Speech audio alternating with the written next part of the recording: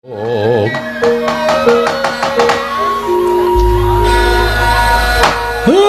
Kaget kula Den.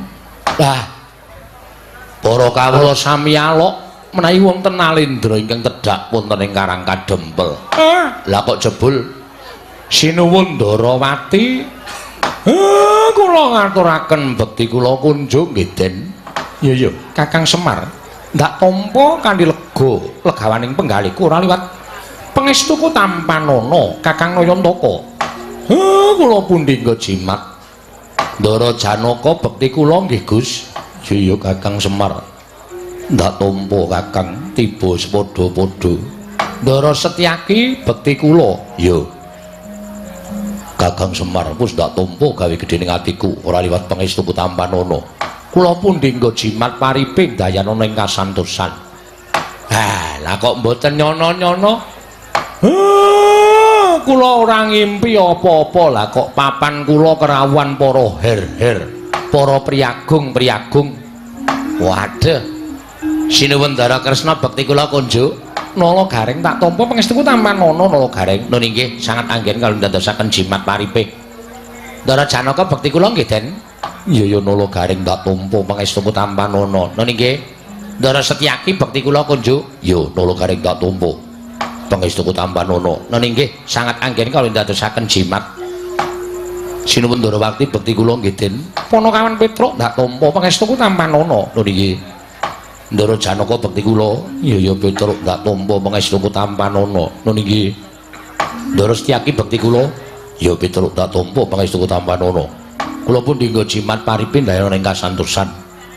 Sinuwun Ndarawati bekti kula kunjuk sinuwun. Iya Bagong ndak tampa pangestuku tanpa nono tiba sepadha-padha. Kok ora basa iki to? Anu apa? Kula pun dinggo jimat paripe lali aku. Ndara Janaka bekti kula kunjuk. Iya Bagong ndak tampa pangestuku tanpa nono. Kula pun dinggo jimat. Ndara Setyaki bekti kula kunjuk. Ya Bagong ndak tampa pangestuku tanpa nono. Padha-padha le gedhe ning beda ya, Tru. Apane? Suarane Ndara Janaka karo Ndara Setyaki. Nek Ndara Janaka ki loro, iya Bagong ndak tampa pangestuku tanpa nono. Nek Ndara Setyaki ki gedhe ning cantas. Heeh. Ayo pambegane dhewe-dhewe, watake dhewe-dhewe. Enten apa, Gus? Rawuh enten Karang Kadempel. Kakang Semar. Sepisan tilik marang karajaning Kakang Nayantaka ndungkap angka 2. Satemene ana pitakonan ing bakal ndaturake marang Kakang Semar Badranaya. Dawuh napa? Kabar sumebar warata. Yen to dina samengko Kakang Semar bakal ngayati jejibahan, ya kuwi bakal mbangun kayangan. Nalika semono ndak anggap yen to apa yang dadi penjangkaning Kakang Semar kuwi penjangka ingkang lumrah. Nanging bareng ndak gelar ndak gulung dadi tipriksa ingkang kanthi permati. Jebul tinemune apa ingkang bakal mbok tindakake mau satemene bakal gawe geger jagat saisine. Mangke riyen kok gawe geger jagat saisine perkawisipun Kakang Semar. Yunadyan Kakang Semar kuwi sarta para kawula kabeh kuwi ngerti ento Kakang Semar kuwi titising Sang Hyang Bathara Ismaya. Kakang Semar kuwi titis dewa, nanging rak ya aja kaya ngono ingkang mbok tindakake. Tumuli Kakang Semar bakal nindakake mbangun kayangan ingkang ateges. Kakang Semar bakal ngembari marang panguwasaning para dewa sarana bakal mbangun kayangan ana ing Karang Kadempel.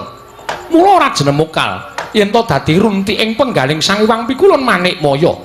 Ing nalika semana Hunyang Madyapada prapta ning negaring Ndarawati dawuh kelawan nata ing Ndarawati supaya ngelekake sarta ngemutake marang Kakang Semar Badranaya. Aja nganti kebancut nggonmu bakal mbangun kayangan. Merga Sang Hyang Bathara Guru ya Hyang Pikulun Manikmaya dadi kuwatir ing penggalih. Merga rumangsa yen to Kayiwangan Suralaya bakal dikembari dening panguwasaning Kakang Semar Badranaya. Wah, lah kleru. Manikmaya kok mboten melu mriki niku pripun? Guru kok mboten melu mriki? Muridé rung teka kok. Kowe menengo tak tutuk gundulmu modar kowe. Guru ki maksude Bathara Guru. Oh, tak kira nek guru SD. Guru kok mboten tekan mriki pripun? Lah nek pancen guru niku rumangsane kaya arep dikembari karo panguwasane mergo Semar arep bangun kayangan. Kudune nanjehke dhewe teng mriki. Ora kok utusan Sinuwun Ndarawati, mengke ndak seling surup. Mengke ndak kleru. Nek kula matur karo sampeyan akeh-akeh sing kula aturke, mengko sampeyan ngaturke kalawan Hyang Pikulun Bathara Guru mboten padha kali sing kula omongke. Mengke ana sebutan dandang dikandhake kuntul-kuntul dikandhake dandang. Witing perkara janjane kabeh ing dumadi wonten jagat niku merga perkara seling surup kaya ngeten iki. Mula nek kepengin Bathara Guru niku ngerti sejatine apa to karepe Semar niku mangaturi tindak mriki guru ken tekan mriki. Kula kandhanane, kula jerenge goboke Manikmaya. Supaya ngerti karepe Semar, ora kok utusan karo Nata Ndarawati. Niku jegese guru niku mboten wani adu arep karo Semar, merga kula sing duwe penjangka bangun kayangan. Ngoten. Terus utusan kali Sinuwun Ndarawati. Terus karepe pripun? Karepe guru pripun? Aku napa pengendikane Hyang Pikulun Bathara Guru? Dina samengko Kyai Semar utawa Kakang Semar Badranaya kinen murungake nggone bangun kayangan. Nek kula ken murungke kula ora iso. Kula ora gelem murungke bangun kayangan. Merga guru ora ngerti apa to wigatine nggen kula bangun kayangan. Coba aku tak ngerti wigatine apa. Wigatine ora kok perkara kula niku pengen bangun kayangan papan sing magrong-magrong kaya kayangan Suralaya sing dumadi saka Jamrud Hergeni Mas Mutiara niku mboten.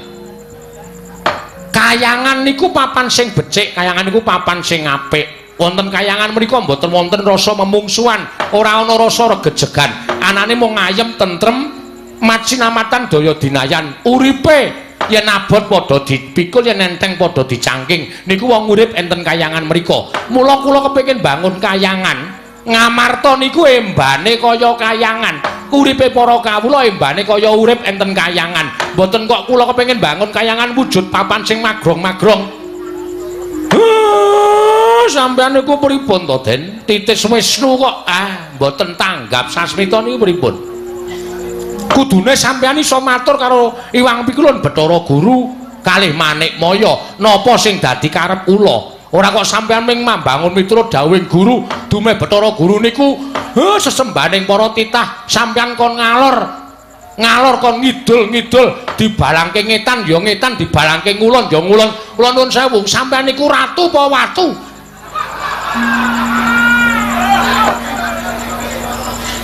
Watu. Gong.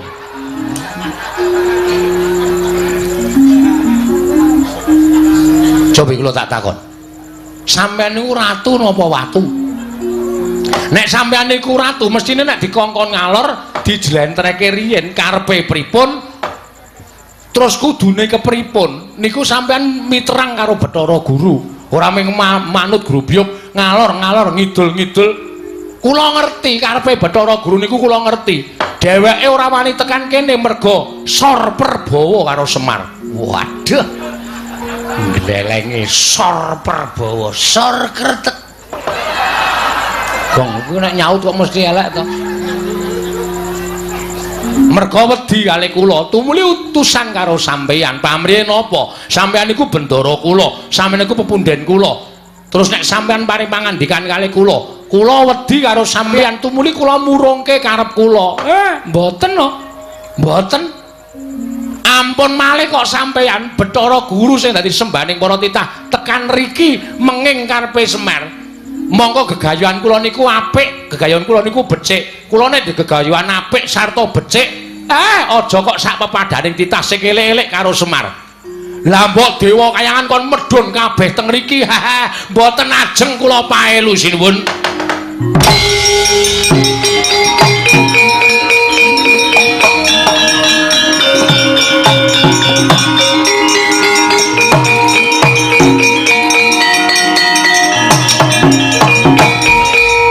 Wasanemu Bathara wayah plur jagat.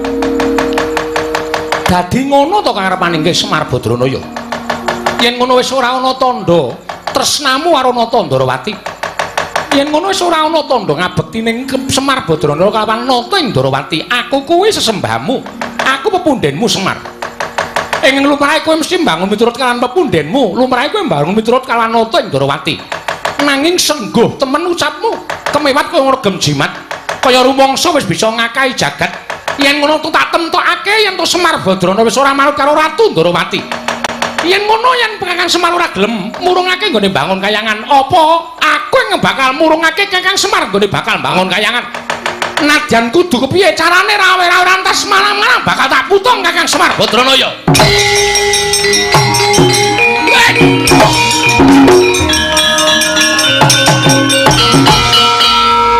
ngopo Gong arep jengklet kesangkut kok ndadak kesangkut kurang trampil ha prei 5 dina ayo keprigel aku suda iki waduh arep ngopo kowe maju arep mangsuli sinuwun Ndarawati Bagong iki perkaraku iki ya perkaraku kowe bapak kowe wong tuaku Pak rumangsane nyepelekke karo Semar ki bangun kayangan ora mung pisan iki Semar ki bangun kayangan wis bola bali biyen jaman Semar isih ngrekoso ta Pak panen dele bali panen dele tukokke cagak siji nggo panggo bangun masjid kono masjid kene sapa sing ora kepul tangan Budiro Semar ta Mir mbok Pak ngono Mir wae ya aku mengarep bangun kayangane kok ana pepalange rumangsaku kok dumeh dikongkon Bathara Guru kok arepe terus menangan dhewe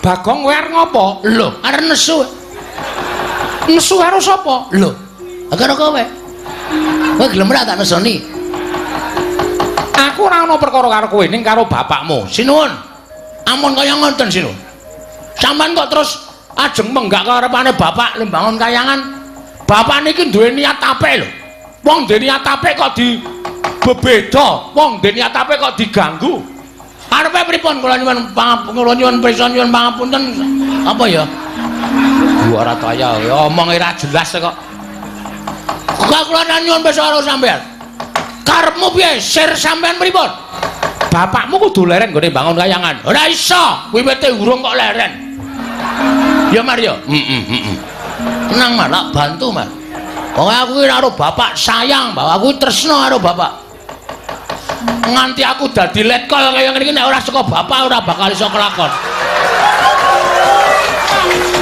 letkol apa letkol Sukino ayo aduh aku nek ngetokke Bandi jenenge Sukini ya terus ora apa-apa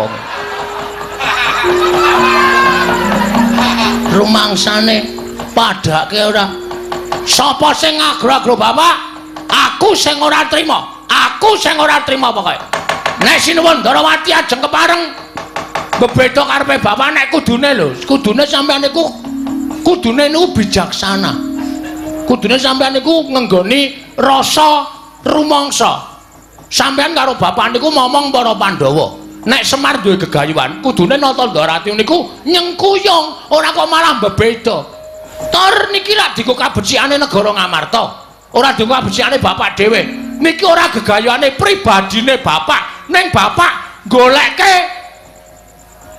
anu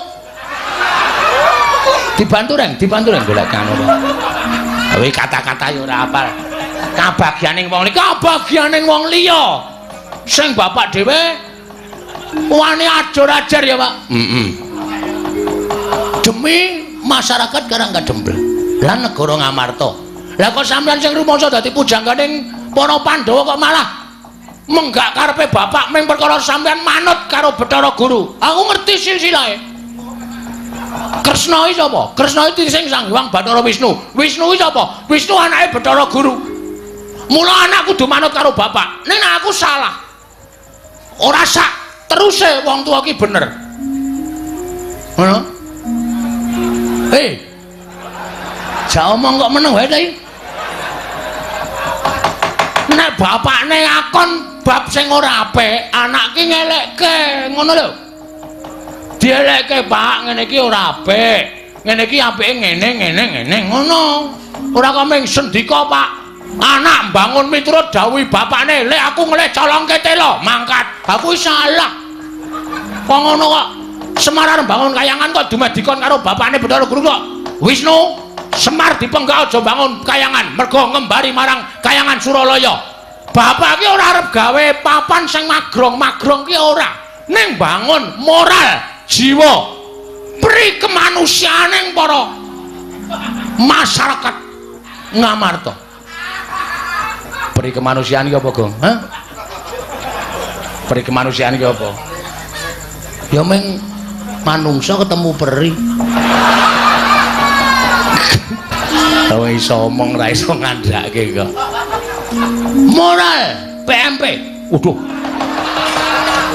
PMP iki Pendidikan moral Pancasila.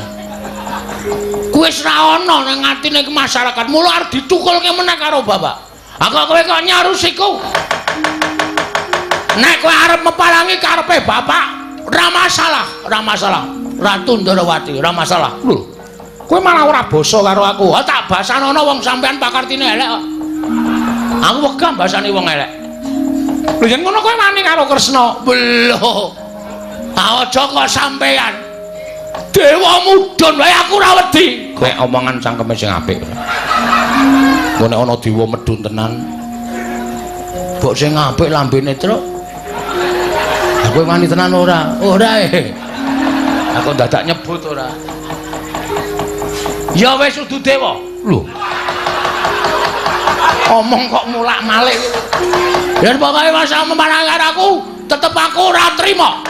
Tan trimane Bagong sapa wae sing arep meparangi karepe bapak kena watane iso nglangkai kuwandane gareng. Weh. Aku ngapa? Rasanange ora. Aku arep mati Truk. Ora wong Bagong iki ngapusi kok ora. Langkano kuwandane Bagong legane atiku.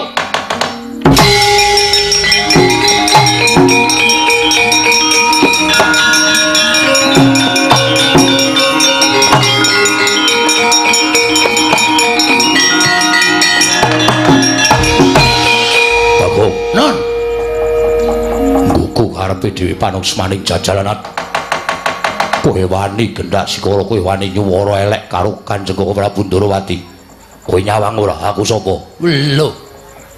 Iki piye ta iki? Sone iki nek dapukane ra apal takon sutradarane. Kok takon aku sapa? Lah kowe iki sencaki. Wong kok ora ngerti karo dapukane. Aku sapa? Senopati Ndarawati. Sapa sing wani karo Koko Prabu Ndarawati tandhinge Setyaki. Yen ngono kowe wani karo Setyaki. Nun sewu nggih Mas. Ratu Gustimu wis tak tantang apa meneh ming sak ngisore. Kowe iki senopati, kowe iki sak ngisore ratu. Ah jelas wedi aku. Lho kita iki jelas wani aku ora ana wedine Bagonge ora ati karo sapa-sapa. Yen ngono wani karo Setyaki Sing tak medeni apamu? metu njaba. Piye? Metu njaba. Gong tak tutuk sirahmu kowe. Iki peresmian masjid ora tremongan cangkeme. Aku kan metu njaba. Gelem ora gelem ya. Sasake apa kaya. Terserah lah pokoke. Manut aku pokoke. Metu njaba metu apa? Ayo legandang dereng Metu njaba tututi Raden Setyaki.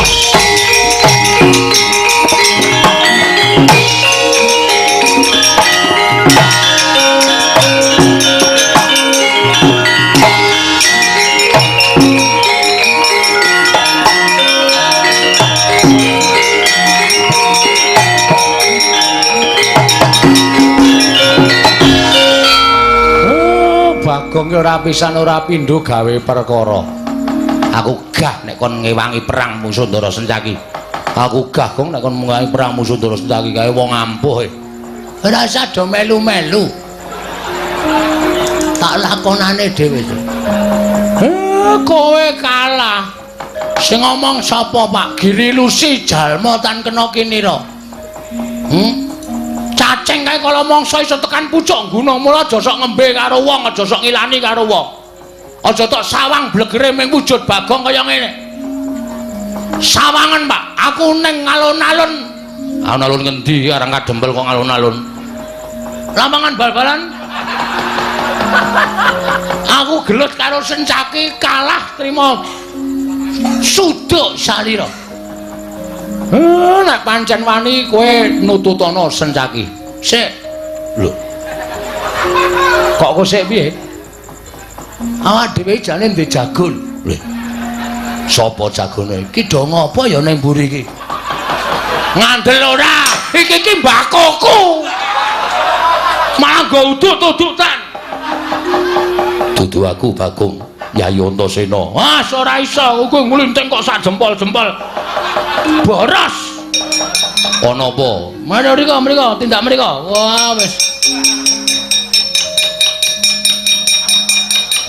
Malah wis ganti training barang arep Gelut e. lho arep gelut karo sapa? Riki tengok riki tak kandhani. Satria jare mau sore Kakang Semar, tak bantu lahir batin. yen ana apa-apane kekuatan aku bantu kekuatan. Omong apa kowe? Bareng kene geger kok malah do udut-udutan. Mbako larang e. Mbakule njaluk kowe. Weh ngawur. Le tuku, Le nyolong. wah. Nyolong kok pamerke. Ndelok karo kaca. Iya. Wah, isih metu kebule irunge. Sajake enak tenan udute.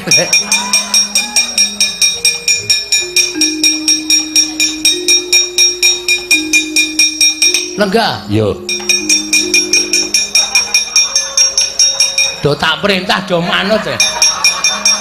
Dadi lakon bengi iki. Aku kok dadi kok ngene ta bentuke iki. Klerune njupuk e. Piye ning apa, Gong? Niki wau Sinuwun Darawati rawuh. Oh. Terus Sinuwun Darawati jebulna didombani karo Pukulun Bathara Maningkem. Manik Maya. Saka Kayangan Surabaya. Suralaya. Duka le mriki numpak pramek napa ora ngerti. Ning pokoke tekan kene utusan karo Sinuwun Darawati. Sinuwun Darawati kon nanjing kali Bapak Semar merga Pukulun Bathara Guru rumangsa kawatir nek Semar niku ajeng bangun Kayangan ngembari panguwasane ngiwang Pikulun Bathara Guru teng Suralaya. Lho. Lah apa Kakang Semar ora mblabari utawa ora matur marang Siwa Ndarawati nggone bangun Kayangan iki ora mbangun wujud papan sing magrong-magrong. Empun. Ning tetep Sinuwun Darawati ajre kalih Sing Bathara Guru dawuh karo Semar tekaku ana ing papan kene supaya kowe murungake nggone bangun Kayangan. Wah, Semar muring. Wah, iya. Enggak bangun Kayangan. Sampeyan iku kudune titis wis werna-werna bla bla bla bla. Iya. Nganti samatra Sinuwun Darawati ngentut ngendikake nek nganti Semar ora murungake nggone bangun Kayangan aku sing bakal murungake. Tratap sing mak tratap kula nesu maju mengarep. Terus Sinuwun Darawati tantang. Lho kowe nantang karo Sinuwun Darawati. Heeh. Ayo ben mangkel kok. Semar arep dikaco. Terus iki Sinuwun Darawati nanti Metu jaba. Sinuwun Darawati metu ning jaba. Karo sapa kancane? Raden Janaka. Karo meneh Raden Setyaki. Sing ora trima Setyakine maju mengarep malang krek brengose obah kabeh. Aku ya ora wedi brengose ya tak obahke. Endi kowe ra dibrengos kok? Wah tutuk ndase badan. Obah no ndundun ngono. Brengos kok ndundut. Ha, brengose ya tak obahke kula ya nesu. Terus dadi tantangan. Ndara Setyaki bakon nek wani karo aku metu njaba. Oke. Apa tak turuti karemu? Blajat metu njaba kabeh. Lah terus kowe nyeluk aku? Sampeyan mau muni piye? Sing endi? Sing kowe mau nek aku mbantu karo Semar, mbantu kekuatan. Nah iki pacobane Sinuwun Darawati, Ndara Janaka karo Ndara Setyaki. Saiki ngene. Ndara Antasena, Ndara Garkaca, Ndara Antarja tak du karo Ndara Setyaki karo Sinuwun Kresna wani apa ora?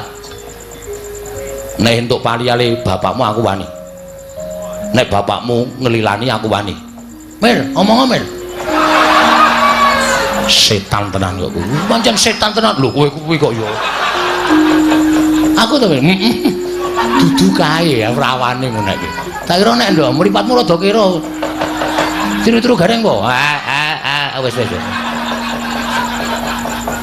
Aja disenggol gareng kok ndak nangis ora.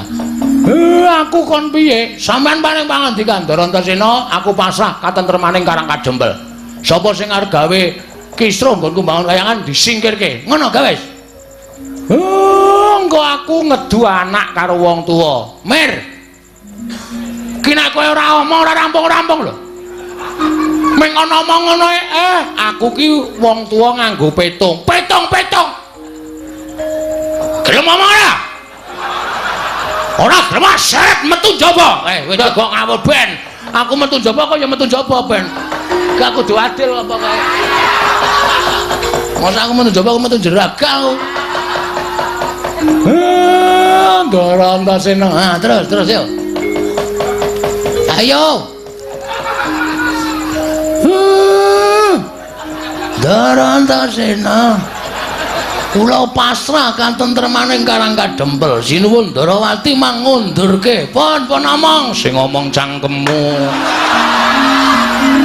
Wong cangkemmu mbone ra jamak-jamak ketara ya. Ngerti? Ayo wis. Den. Nek pancen kudu kaya ngeten lakone nggih pun dilakoni mawon. Merga kula niku duwe saloka sing becik bakale ketitik, sing ngala bakale ketara. Nek Sinuwun Ndarawati duwe niat jahat, duwe niat ala karo Semar mesti ketara. Sampeyan nek mbelani karo tumindak sing apik diayomi karo Gusti sampeyan, Ndara.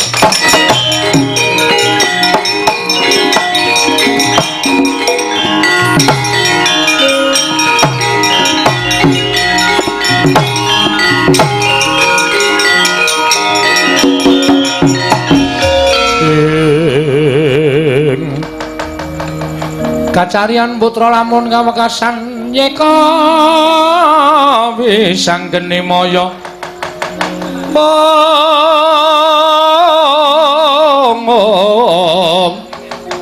wisang geni maya Wisnu Pratinda Gong non sing bibiti perkara iki mau kowe nggih pancen tak akoni. Kula sing nantang Ndara Setyaki, kula sing wani nduwa kekarepaning Sinuwun Prabu Ndarawati. Lah, mula aja nganti dikira Antasena karo kakangku Garkaca iki engko melu-melu perkara iki. Nek pancen kowe wis wani nantang kudu wani nandingi. Waduh. Kok kula lah sampean? Mengko nek kowe tanding kowe kalah, aku ngewangi iki wangun. Ning nek kowe durung tanding kok aku wis ngewangi kuwi ora wangun. Mengke ya nek kula meng kalah, nek modar ora usah kuwatir tak uripke. Nganggo napa? Nganggo banyu sungutku iki. Ki nek diperes metu banyune iso nggo nambani wong loro nguripke wong tekaning pati. Yakin? Ya. Ora ngapusi lho iki. Ora. Anakku jek cilik-cilik lho. Iya. Nang nganti aku mati tenan, sing ngopeni anakku sapa? Wis ora usah kuwatir. Mak cilik Setyaki kae tandingono sik. Engko nek kowe kalah mlayu ning aku tak sik rembugan karo mak cilik Setyaki. Estu nggih, Den? Ya, Ndara Garkaca nggih. Ya, Bagong ora usah kuwatir. Nyuwun pangestu. Dikira wedi karo Raden Setyaki tak ngetokke kekendelane Bagong. Ya, sing ati-ati ya, Gong. Nggih.